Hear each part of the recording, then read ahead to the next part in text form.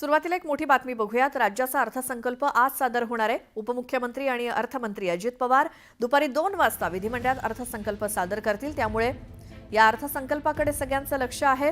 या अर्थसंकल्पात मोठ्या घोषणा होण्याची शक्यता आहे। विधानसभा निवडणुकीनंतर राज्यात मुख्यमंत्री देवेंद्र फडणवीस यांच्या नेतृत्वाखालील महायुतीचं सरकार सत्तेत आलं। त्यामुळे या अर्थसंकल्पातनं सर्वसामान्य जनतेला काही दिलासा मिळणाऱ्या घोषणा होतात का हे बघणं महत्त्वाचं आहे। त्यासोबत महसूल वाढीचे नवे मार्ग शोधताना सरकारला उत्पन्न देणाऱ्या मुद्रांक शुल्क, नोंदणी शुल्क, मद्य, इंधन यावरच्या करात वाढ होण्याची शक्यता आहे। परिणामी सरकारी तिजोरीवर भार टाकणाऱ्या नव्या योजनांचा समावेश अर्थसंकल्पात होण्याची शक्यता कमीच आहे। तर राज्यातील तरुण, शेतकरी आणि मजूर यांच्या अपेक्षांना न्याय देताना राज्य सरकारची कसोटी लागणार आहे।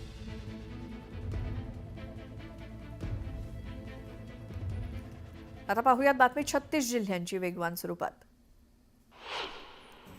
मुख्यमंत्री देवेंद्र फडणवीसांनी केलेल्या टीकेला उद्धव ठाकरेंनी प्रत्युत्तर दिलं। तुम्हाला उद्धव ठाकरे व्हायचं असेल तर शेतकऱ्यांची कर्जमाफी करावी लागेल। लबाडी करून भाजपनं सत्ता मिळवल्याचा आरोप ठाकरेंनी केला।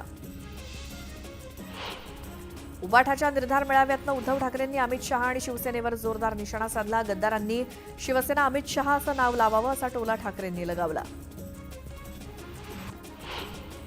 विधानसभा निवडणुकीत आपण गाफील राहिलो, जागांच्या वादात आपलं काम लोकांपर्यंत पोहोचलं नाही। आता मात्र आपल्याला सत्ताधाऱ्यांची दांडी उडवायची आहे अशा शब्दात उद्धव ठाकरेंनी सत्ताधाऱ्यांना डिवचलं। शिवसेनेला लागलेली गद्दारीची कीड आणि वाळवी नाहीशी करायची असेल तर आपल्याला घराबाहेर पडावं लागेल। शिवसेना ही गरुड पक्षासारखी आहे, ती जमिनीवरती वाघ असते आणि झेप घेते तेव्हा गरुड। पुन्हा आम्ही लढायला तयार आहोत अशा शब्दात संजय राऊतांनी सत्ताधाऱ्यांना इशारा दिला। काँग्रेसच्या सद्भावना रॅलीत हर्षवर्धन सपकाळांनी मुख्यमंत्र्यांवर जोरदार हल्लाबोल केला। औरंगजेब आणि देवेंद्र फडणवीसांचं काम एकच आहे अशी टीका त्यांनी केली। भाजपनं द्वेष पसरवला, मतं मिळवण्यासाठी रक्तमासाचा भाजपनं चिखल केला असं सपकाळ म्हणाले। साताऱ्यात अजित पवारांनी काँग्रेसला मोठा धक्का दिला। काँग्रेस प्रदेश सरचिटणीस उदयसिंह पाटील लवकरच राष्ट्रवादीत प्रवेश करणार आहेत। या पक्षप्रवेशामुळे साताऱ्यात राष्ट्रवादीची ताकद आणखी वाढणार आहे। महिलांनी आपल्या सुरक्षिततेसाठी पर्समध्ये मिरची पूड ठेवावी असं वक्तव्य गुलाबराव पाटलांनी केलं होतं। दरम्यान आम्ही सरकार म्हणून महिलांच्या संरक्षणासाठी काहीच करू शकत नाही, हे अपयश गुलाबराव पाटलांनी मान्य केलंय का असं सवाल रोहिणी खडसेंनी उपस्थित केला। तुमचं काय ते तुम्ही बघा असं म्हणून गुलाबराव पाटील मोकळे झाले अशी टीका खडसेंनी केली। आदिवासी समाजासाठी काम करणाऱ्या सूर, झलकारी, कातकरी महासंघाच्या सर्व पदाधिकारी आणि कार्यकर्त्यांनी शिवसेना शिंदेंच्या पक्षात जाहीरपणे प्रवेश केला। शिवसेना शिंदे गटाचे पालघरचे आमदार राजेंद्र गावित यांच्या प्रमुख उपस्थितीत डहाणूच्या कासा इथे हा पक्षप्रवेश पार पडला। शिवसेनेचे मालाड, कांदिवली आणि चारकोपचे विभाग प्रमुख लालसिंग राजपुरोहित यांना पक्षातून निलंबित करण्याचा निर्णय पक्षाचे मुख्य नेते आणि उपमुख्यमंत्री एकनाथ शिंदेंनी घेतला। या पदाधिकाऱ्यांना केलेल्या चुकीच्या वर्तनासाठी त्याला जबाबदार धरून त्याला पक्षांतून निलंबित केल्यानंतर शिवसेनेच्या प्रवक्त्या शीतल म्हात्रे यांनी याबाबत पक्षाची अधिकृत भूमिका स्पष्ट केली। पीओपी बंदी हा विषय न्यायालयाच्या कक्षेत असल्यामुळे याबाबत मतप्रदर्शन करणं योग्य नाही। मात्र सरकार गणेश मूर्तीकरांच्या पाठीशी आहे। तज्ज्ञांची मतं जाणून घेऊन न्यायालयात बाजू मांडली जाईल असं आश्वासन राज्याचे माहिती तंत्रज्ञान दूरसंचार मंत्री आशिष शेलार यांनी दिले। लातूर शहरातील कुरेशी गल्लीत गोवंश वाहतुकीच्या संशयावरून रात्री 2 गटात हाणामारीची घटना घडली। त्यानंतर जमावानं दगडफेक केल्याचंही समोर आलं। यात एकूण 3 ते 4 जण जखमी झालेत। दरम्यान वेळीच घटनास्थळी पोलीस पोहोचल्यामुळे परिस्थिती नियंत्रणात आणण्यात यश आलं। किल्ले रायगड रोडवरच्या नातेगावच्या हद्दीमध्ये गुरांचं खाद्य घेऊन जाणाऱ्या आयशर ट्रकला रस्त्यावरती लोंबकळत असलेल्या विजेच्या तारांचा स्पर्श झाल्यामुळे आग लागली। या चालकानं प्रसंगावधान दाखवत ट्रक गावाच्या वेशीच्या बाहेर नेऊन थांबवला। त्यानंतर स्थानिकांनी आणि जेसीबीच्या साहाय्यानं आतला पेंढा बाहेर काढून आगीवर नियंत्रण मिळवलं। मध्य रेल्वे होळीसाठी 34 अतिरिक्त विशेष ट्रेन चालवणार आहे। त्यातील 16 रेल्वे कोकणात होळीसाठी सोडण्यात येणार आहेत। मुंबईतून छत्रपती शिवाजी महाराज टर्मिनस, लोकमान्य टिळक टर्मिनस आणि पनवेलवरनं 10 ते 25 मार्च या कालावधीत या विशेष रेल्वे चालवल्या जाणार आहेत। मध्य रेल्वेच्या सीएसएमटी दादर, लोकमान्य टिळक टर्मिनस, ठाणे, कल्याण आणि पनवेल या टर्मिनसवरती प्लॅटफॉर्म तिकीट विक्री 16 मार्चपर्यंत बंद ठेवण्यात आली आहे। होळी आणि धुलीवंदनाच्या निमित्तानं गर्दीची शक्यता गृहीत धरून ही खबरदारी घेण्यात आली आहे। ऑनलाईनच्या युगात सायबर गुन्ह्यांचं प्रमाण देखील वाढीस लागलंय। तंत्रज्ञानाचा उपयोग करून डेटा चोरी, हॅकिंग, ऑनलाईन फसवाफसवी असे अनेक प्रकार वाढीस लागलेत। 2024 मध्ये वर्षभरातच देशात 20 लाखांहून अधिक वेळा विविध आस्थापनांच्या सायबर सुरक्षेवरती हल्ला करण्यात आला. अमेरिकेचे राष्ट्राध्यक्ष डोनाल्ड ट्रम्प यांनी भारतीय उत्पादनांच्या आयातीवरती 2 एप्रिलपासून जशास तसं शुल्क आकारण्याचा निर्णय घेतलाय. त्याचा गंभीर परिणाम भारतीय औषध उत्पादकांवरती होण्याची शक्यता आहे. त्यामुळे या कंपन्यांचा उत्पादन खर्च वाढेल. कमी मार्जिनवरती काम करणाऱ्या छोट्या औषध कंपन्यांवरती याचा गंभीर परिणाम होण्याची भीती आहे.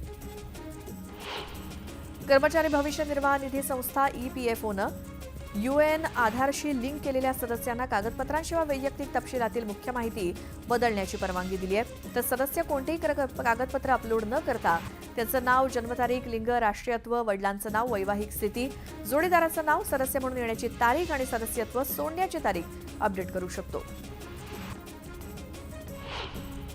SIP खाती वेळे अगोदरच बंद करण्याचा ट्रेंड झपाट्यानं वाढतोय. 61.33 लाख SIP खाती जानेवारीत बंद झाली तर 56.2 लाख उघडण्यात आली.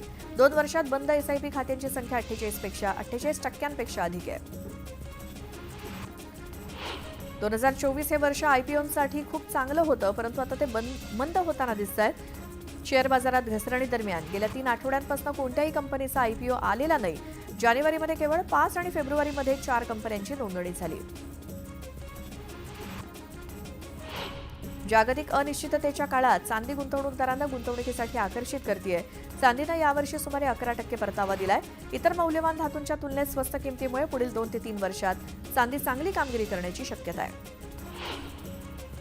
धुलीवंदन अवघ्या काही दिवसांवरती आल्यामुळे बाजारात नवनवीन प्रकारच्या पिचकाऱ्या आणि नैसर्गिक रंग मोठ्या प्रमाणात विक्रीस आलेत. यंदा पिचकाऱ्यांच्या किमती काही अंशी वाढल्या असल्या तरी मागणी मात्र कायम असल्याचं दुकानदारांनी म्हटलं. होळी धुलीवंदनला नैसर्गिक रंगाचा वापर करून आरोग्याची काळजी घ्या असं आवाहन पर्यावरण तसंच आरोग्याविषयी काम करणाऱ्या स्वयंसेवी संस्थांनी केलंय. होळी निमित्तानं बाजारपेठा रासायनिक आणि इको फ्रेंडली रंगांनी सजल्या आहेत. रंगांची उधळण करताना सजग नागरिक रासायनिक रंगांना फाटा देत नैसर्गिक रंग वापरण्यावरती भर देताना दिसत आहेत. त्यामुळे या रंगांना अलीकडच्या काही वर्षात मागणी वाढत असल्याचं विक्रेत्यांनी सांगितलं. रासायनिक रंगांच्या आरोग्यावरती होणाऱ्या दुष्परिणामांमुळे अनेक सामाजिक संघटनांकडून इको फ्रेंडली होळी साजरी करण्याचं आवाहन केलं जात आहे. मुंबईमध्ये घाटकोपरहून अंधेरीला जाण्यासाठी आता लवकरच वर्सोवाऐवजी घाटकोपर ते अंधेरी अशी विशेष आणि थेट मेट्रो गाडी धावणार आहे. प्रामुख्यानं सकाळच्या गर्दीवर मात करण्यासाठी मेट्रो 1 व्यवस्थापन तसं नियोजन करत आहे. राज्य सरकारनं सार्वजनिक वितरण प्रणालीतील सर्व रेशन कार्ड धारकांसाठी eKYC प्रक्रिया अनिवार्य केली आहे. याआधी अंतिम मुदत दिनांक 28 फेब्रुवारीला होती, मात्र नागरिकांच्या अडचणी लक्षात घेऊन ती मुदत 30 मार्चपर्यंत वाढवण्यात आली आहे. eKYC न केल्यास शिधा वितरण बंद होणार असल्याचं अधिकाऱ्यांकडून सांगण्यात येत आहे. थकीत मालमत्ता कराच्या वसुलीसाठी महापालिकेनं पुन्हा एकदा अभय योजना जाहीर केली. या अंतर्गत थकीत मालमत्ता कराच्या विलंब शुल्कावर 50% सूट दिली जाणार आहे. 10 ते 31 मार्च या कालावधीत कराची थकबाकी भरणाऱ्या मालमत्ताधारकांना या योजनेचा लाभ घेता येणार आहे. ठाणे शहरासह मुंब्रा, कळवा, वागळे इस्टेट भागात सुमारे 4407 इमारती धोकादायक असून त्यातील 96 इमारती अति धोकादायक स्थितीत आहेत, अशी माहिती उपमुख्यमंत्री एकनाथ शिंदे यांनी विधानसभेत दिली. ठाणे महानगरपालिकेनं केलेल्या सर्वेक्षणानंतर 96 अति धोकादायक इमारतींपैकी 53 इमारती रिक्त करण्यात आल्या. ठाण्यातल्या वागळे इस्टेट भागात ठाणे महापालिकेच्या कचरा हस्तांतरण केंद्रावरती कचऱ्याच्या ढिगाला आग लागली. त्यानंतर या घटनेनंतर शिवसेना कार्यकर्त्यांनी केंद्रावरती एकही गाडी आणू नका, गाडी आणण्याचा प्रयत्न केल्यास गाड्या फोडून टाकू असा इशारा महापालिकेला दिला. त्यामुळे रविवारी शहरामध्ये घंटागाडी आलीच नाही. परिणामी बऱ्याच भागामध्ये कचरा उचलला नसल्याचं चित्र आहे. आंतरराष्ट्रीय महिला दिनाचं औचित्य साधत राज्य सरकारनं मुख्यमंत्री माझी लाडकी बहीण योजनेतील पात्र लाभार्थ्यांना फेब्रुवारी आणि मार्च अशा 2 महिन्याचे एकत्रित 3000 रुपयांची मदत देण्याचा निर्णय घेतलाय. येत्या बुधवारपर्यंत महिलांच्या बँक खात्यात 2 महिन्यांचे पैसे जमा होणार आहेत, अशी माहिती महिला आणि बालविकास मंत्री आदिती तटकरे यांनी दिली.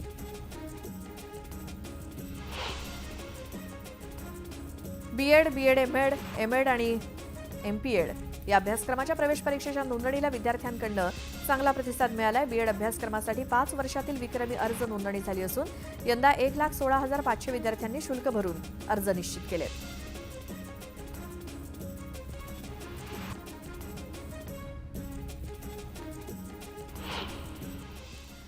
यानंतर एक मोठी बातमी. पुण्यामध्ये भारतीय संघाच्या विजयानंतर सुरू असलेल्या जल्लोषात एका टोळक्याकडनं एका तरुणाला बेदम मारहाण करण्यात आली. टोळक्यानं चाकून केलेल्या हल्ल्यामध्ये तरुण गंभीर जखमी झाला. पुण्यातल्या FC रोडवरचा हा प्रकार आहे. चाकू, बेल्ट आणि दगडानं या तरुणाला मारहाण करण्यात आली। या प्रकरणी पोलिसांनी एकाला ताब्यात घेतलंय।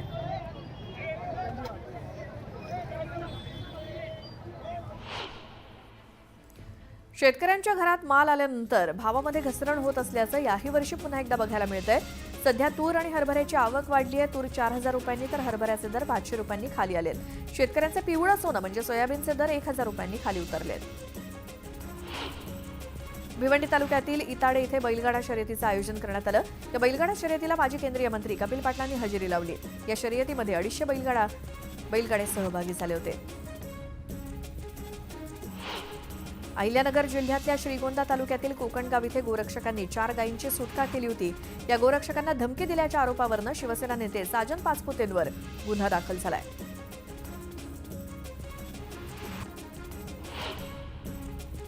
शिमगोत्सवानिमित्तानं कोकणात प्रवासी मागणी वाढल्यामुळे खासगी बसचे भाडे दर कडाडलेत। मुंबई ते रत्नागिरी दरम्यान 400 ते 600 रुपये असलेला खासगी बसचा दर सध्या 600 ते 800 रुपयांपर्यंत पोहोचलाय। वातानुकूलित आसनी आणि शयनयान श्रेणीतील बसगाड्यांचे भाडे दर 1500 रुपयांपासून सुरू होत आहेत। कल्याण ग्रामीण विधानसभा क्षेत्रातील शिळफाटा परिसरात बेकायदा बांधकामांचा सुळसुळाट वाढलाय। लकीय मुंबई उच्च न्यायालयामध्ये ठाणे महापालिकेनं शिळ भागामध्ये 52 अनधिकृत इमारती असल्याची माहिती दिली। यंदा फेब्रुवारीपासून उन्हाचे चटके बसायला सुरुवात झाली। मार्चच्या पहिल्या आठवड्यातच पारा 34च्या पुढे सरकलाय। या महिन्यातील यंदाचे हे सर्वाधिक तापमान आहे। मार्च अखेरपर्यंत पारा 40 अंशांवरती पोहोचेल आणि एप्रिलपर्यंत झळा आणखी वाढणार आहेत। तसंच घामाच्या धाराही वाढणार आहेत असा अंदाज व्यक्त केला जातोय। पीओपीवरील बंदी येत्या गणेशोत्सवात सुद्धा लागू राहणार आहे। या बंदीला मुंबईसह राज्यातील मूर्तिकारांनी तीव्र विरोध केलाय। या सर्व मुद्द्यांवरती तोडगा निघावा यासाठी उद्या मुंबईतल्या परळ इथे अखिल महाराष्ट्र मूर्तिकार महासंमेलन होणार आहे। मुंबईमध्ये महिलांविरुद्ध आणि मुलींविरुद्धच्या घडलेल्या गुन्ह्यांमध्ये 2024 मध्ये वाढ झाली आहे। गेल्या वर्षी मुंबईत बलात्कार, विनयभंग आणि बालकांच्या लैंगिक अत्याचाराचे 4789 गुन्हे दाखल झालेत, तर 2023च्या तुलनेत त्यात वाढच झाली आहे। नंदुरबार शहरातल्या पोलीस कवायत मैदानात 1001 दाम्पत्याच्या हस्ते प्रयागराज इथल्या महाकुंभ जलाशयाची महाआरतीचा सोहळा संपन्न झाला। आमदार विजयकुमार गावित आणि अनुलोमच्या माध्यमातून नंदुरबारमधल्या भाविकांना प्रयागराज येथील संगम तीर्थाच्या 1 लाख पाण्याच्या बाटल्यांचं वितरण केलं जाणार आहे। राज्यात उन्हाचा तडाखा वाढतोय। मुंबईत सुद्धा उष्णता जाणवत असून पारा 34 अंशांवरती पोहोचलाय। दरम्यान 3 दिवस उष्णतेची लाट येण्याचा इशारा हवामान खात्यानं दिलाय। पारा सातत्यानं वाढत असल्यामुळे उष्माघाताचे रुग्ण आढळत आहेत। मार्चमध्ये आतापर्यंत 4 रुग्णांची नोंद झाली असून मुंबईसह उपनगरात एकही रुग्ण आढळलेला नाही। राज्यातील फळपीक विमा योजनेच्या प्रतीक्षेत असलेल्या शेतकऱ्यांसाठी दिलासादायक बातमी आहे। राज्य सरकारच्या माध्यमातून मृगबहार 2023-24-25 तसंच आंबिया बहार 2023-24-25 या 4ही हंगामांकरता राज्य सरकारचं उर्वरित असलेला आणि अग्रिम स्वरूपातील हप्ता पीक विमा कंपन्यांना वितरित करण्यास मंजुरी देण्यात आली आहे। राज्यातील बाजार समितीमध्ये गव्हाची 1034 क्विंटल आवक झाली। त्याला सर्वसाधारणपणे 2650 रुपये प्रति क्विंटल दर मिळाला। लाल कांद्याला अकलूज बाजारात 1500 रुपये, धाराशिव बाजारात 2050 रुपये तर भुसावळ बाजारात 2000 रुपये दर मिळाला। कांद्याची 49,000 क्विंटलची आवक होऊन लोकल कांद्याची 27,000 क्विंटलची सर्वाधिक आवक पुणे बाजारात झाली। कृषी विस्तार कार्यातील अपयशाबाबत कृषी विभागाला दोषी धरलं जात असताना याच खात्यामध्ये गेल्या काही वर्षांपासून 9,000 पदांचा अनुशेष असल्याचं धक्कादायक वास्तव समोर आलं। याबाबत कोणीच गंभीर नसल्यामुळे ही पदं केव्हा भरली जातील याबाबत देखील अनिश्चितता आहे। आवक वाढल्यामुळे कांदा, ढोबळी मिरची, भुईमुगाच्या शेंगांच्या दरात घट झाली। अन्य फळभाज्यांचे दर स्थिर असल्याची माहिती व्यापाऱ्यांनी दिली। आर्थिक वर्ष संपण्यासाठी अवघे काही दिवस राहिलेले असताना महापालिकेच्या संकेतस्थळामध्ये तांत्रिक बिघाड झाल्यामुळे गेल्या 4 दिवसांपासून मिळकत कर भरण्यास नागरिकांना अडचणी येत आहेत। अडचण दूर करण्याचं काम सुरू असल्याचं मिळकत कर विभागाकडून स्पष्ट करण्यात आलं। राज्यात पुढचे 2 ते 3 दिवस उष्णतेची लाट येणार असल्याचा अंदाज हवामान खात्यानं वर्तवल्यानंतर सर्वाधिक तापमानाची नोंद ठाणे जिल्ह्यातील मुरबाडमध्ये झाली। मुरबाडमध्ये रविवारी दुपारच्या सुमारास 42.3 अंश सेल्सिअस तापमानाची नोंद झाली। हा यंदाच्या मोसमातील विक्रमी आकडा आहे। मुंबई गोवा महामार्गावरती धावणाऱ्या वंदे भारत एक्सप्रेसला दिवसागणिक उत्तम प्रतिसाद मिळत असून प्रवाशांची संख्या सुद्धा वेगानं वाढतीये। मध्य रेल्वेकडून मिळालेल्या माहितीनुसार गेल्या 2 महिन्यात एकूण 50,739 प्रवाशांनी या ट्रेनमधून प्रवास केलाय। पुण्यातल्या शास्त्रीनगरमधील अश्लील चाळे प्रकरणी मोठी अपडेट समोर आली आहे. गौरव आहुजा आणि भाग्येश ओसवालला अटक केल्यानंतर न्यायालयाने एका दिवसाची पोलीस कोठडी सुनावली. वाशीच्या मुंबई कृषी उत्पन्न धान्य बाजार समितीत डाळी आणि कडधान्यांची आवक वाढल्यामुळे भावात घसरण झाली आहे. एपीएमसीत चणा डाळ 12%, तूर डाळ 5% आणि सुक्या हिरव्या वाटाण्याचे भाव 14% उतरले. त्यामुळे सर्वसामान्यांना दिलासा मिळाला आहे. इंदापुरात सर्व समाज बांधवांच्या वतीनं सरपंच संतोष देशमुख यांना श्रद्धांजली वाहण्यात आली. यावेळी संतोष देशमुख यांचे बंधू धनंजय आणि मुलगी वैभवी देशमुख सुद्धा उपस्थित होते. आरोपींना कडक शासन व्हावं, आमच्यावरती जी वेळ आली ती कुणावरही येऊ नये अशी भावना वैभवीनं व्यक्त केली.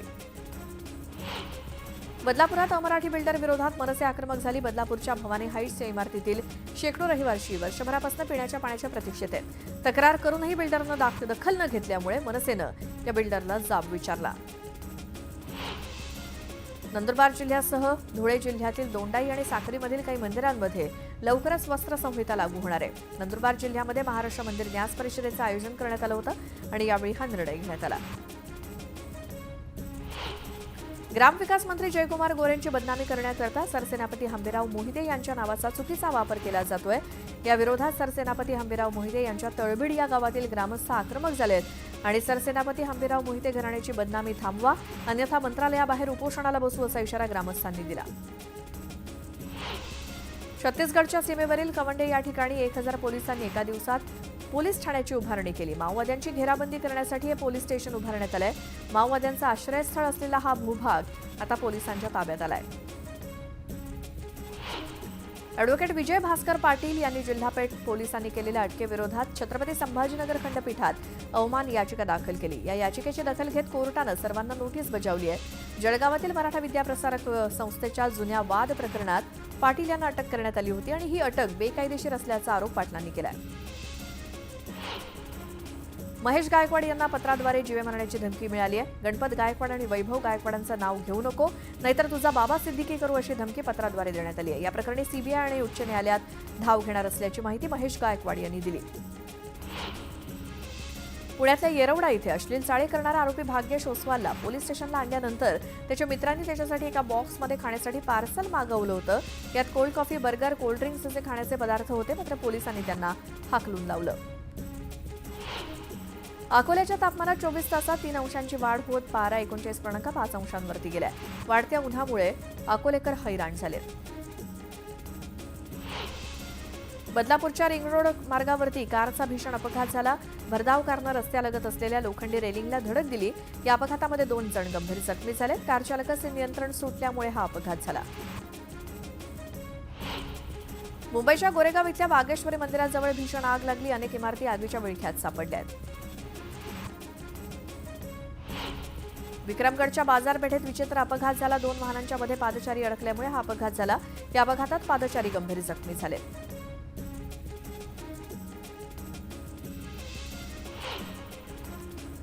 यानंतर एक मोठी बातमी. संसदेच्या अर्थसंकल्पीय अधिवेशनाचा दुसरा टप्पा आजपासून सुरू होतोय.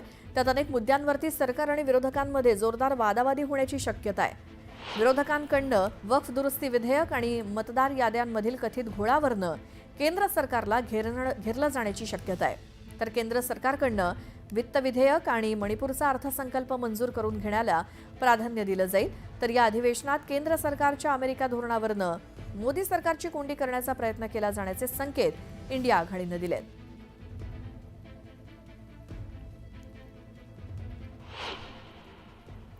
प्रयागराज इथल्या महाकुंभमेळ्याची सांगता होऊन 10 दिवस उलटले तरी अद्याप कुंभकाळामध्ये बेपत्ता झालेल्या 869 लोकांचा शोध काही लागलेला नाही. तब्बल 66 कोटी लोकांनी कुंभात स्नान केल्याची आकडेवारी उत्तर प्रदेश सरकारनं दिली. मात्र करोडोंच्या संख्येने येणाऱ्या भाविकांचं सरकारच्या गैरव्यवस्थापनामुळे प्रचंड हाल झाले. उत्तर प्रदेशच्या बिजनौरमध्ये टोलनाक्यावरती तरुणांनी स्टंटबाजी केल्याचं समोर आलं. टोलनाक्यावरची स्टंटबाजी सोशल मीडियावर व्हायरल होतेय. मध्य प्रदेशच्या सिवनीमध्ये भरधाव वेगाने येणारी दुचाकी थेट नाल्यामध्ये पडून अपघात झाला. या अपघातात बाईक चालक गंभीर जखमी झाला. या अपघाताची घटना सीसीटीव्हीत कैद झाली. उत्तर प्रदेशच्या कानपूरमध्ये अवैधपणे हत्यारं हातात घेऊन दहशत माजवणाऱ्या स्थानिकांना पोलिसांनी अटक केली. दहशत माजवणाऱ्यांना अटक करत पोलिसांनी त्यांची धिंड काढली आणि सोशल मीडियावरती हा व्हिडिओ व्हायरल होतोय. उत्तर प्रदेशच्या झाशीमध्ये एका लग्न सोहळ्यात 2 गटात तुफान हाणामारी झाल्याचा प्रकार समोर आला. संतप्त जमावांना आक्रमक होत यावेळी एकमेकांच्या अंगावरती चक्क खुर्च्या फेकल्याचं बघायला मिळालं. हा व्हिडिओ सध्या सोशल मीडियावर चांगलाच व्हायरल होतोय. उत्तर प्रदेशच्या गोरखपूरमध्ये एका टेंट हाऊसला आग लागली. दरम्यान वेळेत अग्निशमन दलाच्या गाड्या घटनास्थळी दाखल झाल्यामुळे आगीवर नियंत्रण मिळवण्यात यश आलं. उत्तर प्रदेशातल्या हाथरसमध्ये वानरांनी छतावरती उभ्या असलेल्या एका महिलेवरती हल्ला केला. या हल्ल्यानंतर छतावरून पडून त्या महिलेचा मृत्यू झाला. कर्नाटकच्या बेलूरमध्ये बस स्टँडमध्ये एक शेड कोसळली. या अपघातात 2 जण ठार झाले तर 2 जण जखमी झाले. बिहारच्या अरियामध्ये एका किराणा दुकानातनं 22 लाख रुपये लुटण्यात आले. या प्रकरणी पोलिसांनी 8 आरोपींना अटक केली आहे. उत्तराखंडमधल्या हरिद्वारमध्ये आईनं आपल्या 6 महिन्यांच्या जुळ्या मुलींची गळा दाबून हत्या केली. या घटनेमुळे परिसरात हळहळ व्यक्त होते.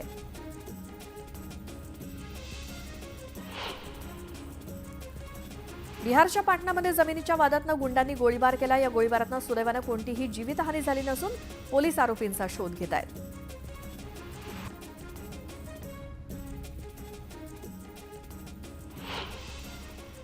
उत्तर प्रदेशातल्या प्रयागराज इथे नुकत्याच पार पडलेल्या महाकुंभादरम्यान नद्यांचं पाणी स्नान करण्यायोग्य होतं असं केंद्रीय प्रदूषण नियंत्रण मंडळ म्हणजेच सीपीसीबीनं म्हटलंय.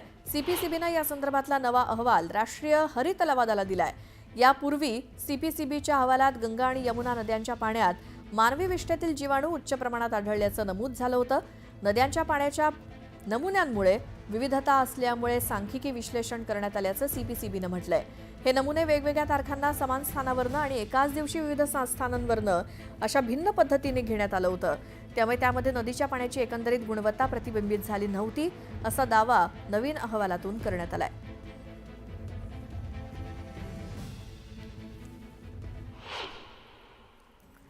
अमेरिकेतल्या व्हाईट हाऊस जवळ गोळीबार करणाऱ्या व्यक्तीला सिक्रेट सर्व्हिसच्या जवानांनी गोळी मारून हत्या केली. या गोळीबाराच्या घटनेवेळी डोनाल्ड ट्रम्प मात्र व्हाईट हाऊसमध्ये नव्हते. भारतानं न्यूझीलंडवरती दणदणीत विजय मिळवला. न्यूझीलंडला पराभूत करत भारतानं चॅम्पियन्स ट्रॉफी मिळवली. तब्बल 12 वर्षांनंतर भारतानं चॅम्पियन्स ट्रॉफीवर पुन्हा आपलं नाव कोरलं. भारतानं न्यूझीलंडवरती 4 विकेट्स राखून विजय मिळवला. कर्णधार रोहित शर्मानं 76 धावांची खेळी केली. श्रेयस अय्यरनं 48 धावा केल्या तर गोलंदाजांनी सुद्धा चांगली कामगिरी करत न्यूझीलंडला 251 धावांवरती रोखलं. वरुण चक्रवर्ती आणि कुलदीप यादवनं प्रत्येकी 2 विकेट्स घेतल्या. चॅम्पियन्स ट्रॉफीतील विजयानंतर श्रेयस अय्यरनं 2013च्या आठवणी जाग्या करत विराट कोहलीच्या डान्स स्टेपची कॉपी केली. हा व्हिडिओ सोशल मीडियावरती चांगलाच व्हायरल होतोय. टीम इंडियाच्या विजयानंतर पाकिस्तानचा माजी वेगवान गोलंदाज शोएब अख्तर याचा एक व्हिडिओ व्हायरल झालाय. अख्तरनं या व्हिडिओत पाकिस्तान क्रिकेट बोर्डाला उद्देशून अनेक प्रश्न केलेत. बक्षीस वितरणासाठी पाकिस्तानकडनं एकही सदस्य का नव्हता? जागतिक स्तरावरील स्पर्धेत यजमानांचा एकही सदस्य का नव्हता असा सवाल अख्तरनं केलाय. भारतीय संघानं चॅम्पियन्स ट्रॉफी स्पर्धेच्या फायनलमध्ये दिमागदार विजय नोंदवल्यानंतर रोहित शर्मा आणि विराट कोहलीनं अनोखं सेलिब्रेशन केलं. दुबईच्या मैदानात स्टंप हातात घेऊन चक्क दांडियाचा खेळ खेळत विजयाचा आनंद त्यांनी साजरा केला. दोघांच्यातील हा खास सीन सोशल मीडियावरती व्हायरल होतोय. फायनलमध्ये ग्लेन फिलिप्सनं घेतलेला कॅच चर्चेचा विषय ठरलाय. शुभमन गिलनं मारलेल्या जोरदार फटक्यानंतर अशक्य वाटणारा कॅच ग्लेन फिलिप्सनं पूर्ण हवेत जात पकडण्याचा पराक्रम केला. या कॅचचा व्हिडिओ सोशल मीडियावर तुफान व्हायरल झालाय. सामना संपल्यानंतर विराट आणि रोहित त्यांच्या पत्नींना भेटले आणि त्यांना मिठी मारत आनंद व्यक्त केला. याचे व्हिडिओ सुद्धा व्हायरल होत आहेत. तर जडेजानं सुद्धा नंतर त्याच्या कुटुंबासोबत आनंद साजरा केला. रोहित शर्माच्या फिटनेसवर प्रश्न उपस्थित करणाऱ्या काँग्रेसच्या नेत्या शमा मोहम्मद यांनी फायनलमधील विजयानंतर त्याचं कौतुक केलं. त्यांनी रोहितच्या खेळाला सलाम ठोकलाय. हिटमॅन रोहितच्या कर्णधार पदाला सलाम असं त्यांनी म्हटलं. आयसीसी चॅम्पियन्स ट्रॉफी स्पर्धेतील अंतिम सामन्यात भारतीय संघानं न्यूझीलंडचा 4 गडी राखून पराभव केला. या विजयाबरोबरच भारतानं तिसऱ्यांदा चॅम्पियन्स ट्रॉफीवरती नाव कोरलं असून पंतप्रधान नरेंद्र मोदींनी टीम इंडियाचं या असामान्य कामगिरीबद्दल कौतुक केलं. पंतप्रधान मोदींनी खास ट्विट करत आम्हाला तुमचा अभिमान वाटतो अशा भावना व्यक्त केल्या. भारतीय संघानं रोहितच्या नेतृत्वाखाली दिमागदार विजय मिळवला. मात्र या सामन्यानंतर रोहित शर्मा वनडे क्रिकेटमधनं निवृत्तीची घोषणा करणार असल्याचं बोललं जात होतं. मात्र सध्या निवृत्तीचा कोणताही विचार करत नाही, मी यापुढे सुद्धा खेळत राहणार असं रोहितनं स्पष्ट केलं. त्यामुळे रोहितच्या निवृत्तीसंदर्भातील चर्चांना तुर्तास तरी पूर्णविराम मिळालाय. भारतीय संघानं संपूर्ण स्पर्धेतील कामगिरीचं सातत्य अंतिम सामन्यात सुद्धा कायम ठेवलं आणि आयसीसी चॅम्पियन्स ट्रॉफीवरती नाव कोरलं. चॅम्पियन्स ट्रॉफी जिंकल्याबरोबरच भारतीय संघावर पैशांचा पाऊस पडलाय. चॅम्पियन्स ट्रॉफी स्पर्धेचा विजेता ठरलेल्या भारतीय संघाला जवळपास 19,48,00,000 रुपये मिळाले, तर उपविजेता ठरलेल्या न्यूझीलंड संघाला 9,74,00,000 रुपये मिळाले. क्रिकेटचा सामना लाईव्ह बघण्यासाठी टीम इंडियातनं बाहेर असलेला फिरकेपटू युजवेंद्र चहल दुबई इंटरनॅशनल स्टेडियममध्ये पोहोचला आणि यावेळी तो एकटा नव्हता, तर त्याच्यासोबत मिस्ट्री गर्ल सुद्धा दिसली. युजवेंद्र चहल आणि मिस्ट्री गर्लचे फोटो सोशल मीडियावरती व्हायरल होत आहेत. दुबईच्या मैदानात रंगलेल्या न्यूझीलंड विरुद्धच्या चॅम्पियन्स ट्रॉफी फायनल मॅचमध्ये टीम इंडियानं इतिहास रचला. 25 वर्षांचा हिशोब चुकता करत टीम इंडियानं 12 वर्षांनी म्हणजे 2013 नंतर आयकॉनिक व्हाईट जॅकेटमध्ये मिरवण्याचा क्षण अनुभवला. विक्रमी तिसऱ्या जेतेपदानंतर कॅप्टन रोहित शर्माचा, विराट कोहलीचा, हार्दिक पांड्याच्या स्वॅगसह टीम इंडियानं ट्रॉफी उचलल्यावर सेलिब्रेशन केलं. भारत विरुद्ध न्यूझीलंडच्या अंतिम सामन्यात भारतानं दणदणीत विजय मिळवल्यामुळे रायगडमध्ये तुफान जल्लोष करण्यात आला. महाड शहरातील मध्यवर्ती ठिकाणी असलेल्या छत्रपती शिवाजी महाराज चौकात शहरातील क्रिकेटप्रेमी तरुणाईने एकत्रित येऊन फटाक्यांची आतषबाजी केली. भारताच्या विजयानंतर अश्वांनी सुद्धा जल्लोष केला. क्रिकेटप्रेमींसोबत अश्व सुद्धा डीजेच्या तालावरती ठेका धरताना बघायला मिळाले. चाहत्यांच्या आनंदात अश्व देखील सहभागी झाले.